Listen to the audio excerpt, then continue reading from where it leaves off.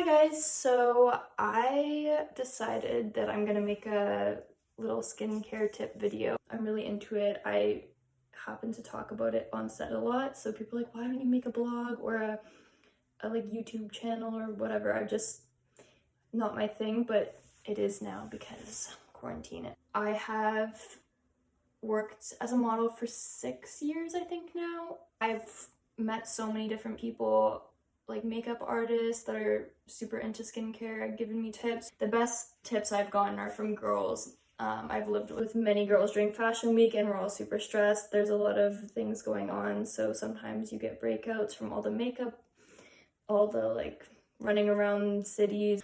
I actually do not have a routine. I'm so inconsistent with my skincare, but I do love reading about it and trying out new stuff.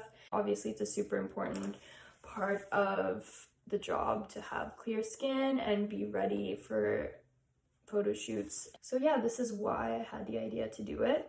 I also have a job tomorrow, so I was worried because I have this, and I was talking about ways I could deal with it. I met this girl named Larissa. Hi Larissa, if you're watching this.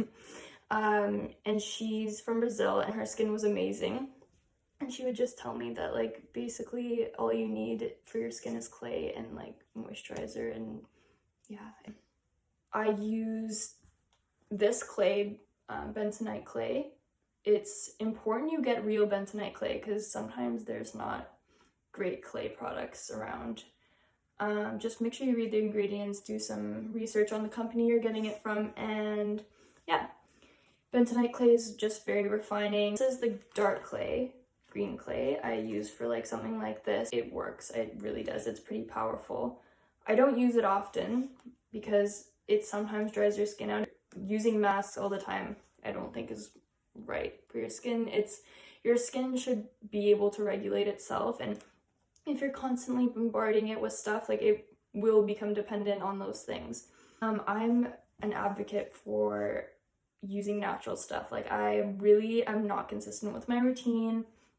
I don't wash my face with cleanser, barely. Like if I do, I use soap in the shower to get my makeup off, and it's this soap. It's actually amazing soap. It's called African black soap. It's all natural. It's made of like plantain, coconut oil, shea butter, aloe, palm oil. Like it's pretty awesome. I've heard that it makes some people's skin dry, but it's filled with antioxidants. It's no chemicals. Whenever I use it, my skin feels so like tightened, and it feels like moisturized, and my pores look really small, and there's not a lot of like any blackheads going on after I use it. It's really fantastic. I use mostly water though, because I think keeping your natural oil barrier on your skin intact is so important. Like my mom barely uses anything and her skin's always great. Like, how does she do it? She always says, I don't do anything. And I actually think that's the key. A lot of people have some pretty severe problems with their skin, and it's like such a frustration. I totally understand that. I had issues with my skin last year, and the problem I had, it was like spots around my mouth, and it was so frustrating because nothing I did worked, and it ended up being beeswax and lip balm that was causing it. I took sulfates, any sulfate in any product I used out of my life. I took out toothpaste that wasn't natural, anything that had, I think it's fluoride, that you shouldn't be using if you have these things around your mouth. It can irritate it. But my cousin was like, did you try to stop using beeswax lip balm? And I was like, nope. And she's like, well, I'm allergic to it, and I had that and I stopped it and it worked, so I did that, and she's right. So yeah, thanks Isabella. I'm always switching my stuff, but there's some constants in my skincare routine that I'm pretty set on. Constants I love are obviously this soap, and then I also wanted to talk about essential oils. So this is high altitude lavender. I love lavender. I actually have a little tattoo of lavender on my foot. It's right there. It actually returns your body to homeostasis. Like it's a balancing it's medicinal. People just think you can use it in such a like aggressive amount, and that's not right, because it actually, like, some oils can poison you because the molecules are so small, they can get in your inside of your skin and go right into your bloodstream. So a lot of misinformation on essential oils is out there, so be careful. How I use it, if I'm having like a meltdown with my skin or it's super dry, I'll put like coconut oil in a bowl, and then I'll put lavender and sometimes tea tree oil, like usually just lavender, and I'll mix it up, and then I'll use this over a long period of time. I think coconut oil makes a huge difference on my skin, but a lot of people say it's like so heavy, it stays on the top layer of your skin, it doesn't actually hydrate. I don't think that's true. I think if you put it on your skin, you need to like really massage your face to make sure it's getting in there and not just sitting there, because sometimes it needs a little help to get in. But it's effective if you have dry skin. And yeah, lavender's helpful. Just make sure your products are from good places, because there's so many crappy essential oils out there, really. The reason I'm talking about essential oils like this and like how dangerous they are is that I came across this lady, and she's a herbalist, and she believes that essential oils are totally a mistake to use, and you should be using the whole plant. You should never just use part of the plant. It's like a volatile organic compound. You cannot just use it without really understanding the consequences of using that, or how strong it is. Like, it is strong. It is literally an antibiotic. It works like that. It's like, you shouldn't be taking antibiotics all the time. It's the same thing with this. You shouldn't be using these things all the time. It's good to use, it's effective to use carefully and regulated.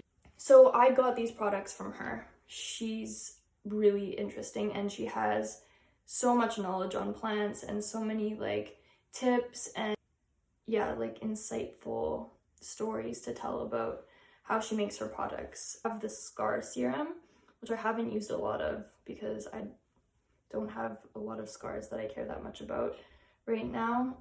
Sometimes I use it like here and here. I don't know if you're supposed to do that. I feel like you're not, but I do it because I don't want to get wrinkles, and this is like very effective in moisturizing your skin, but I wouldn't recommend that because that's not what the product's meant for. I'm just sometimes a weirdo about my skincare. This is amazing. It's spot treatment, and it's actually the best natural spot treatment I've ever used in my life. And it's like some spot treatment, if you like the little tiny like origins or whatever spot treatment, I used to use that because my agent gave it to me when I would go to Fashion Week, and she's like, you need to put this on if you have a spot and it will go away. And it did. It works, but it's also leaves your skin really dry, and if you aren't in a rush, I think it's better to use something like this because it leaves it like healed. It's healing. It's not just like drying it out and ripping it off. Like, that's only if you're in a rush. You should use something like that. The last thing that I was going to talk to you guys about was this 100% organic cold pressed rosehip seed oil. I use this at night, and it's another thing that I use my massaging for. I'm obsessed with facial massage because it's super helpful in being like lifted and bouncy skin.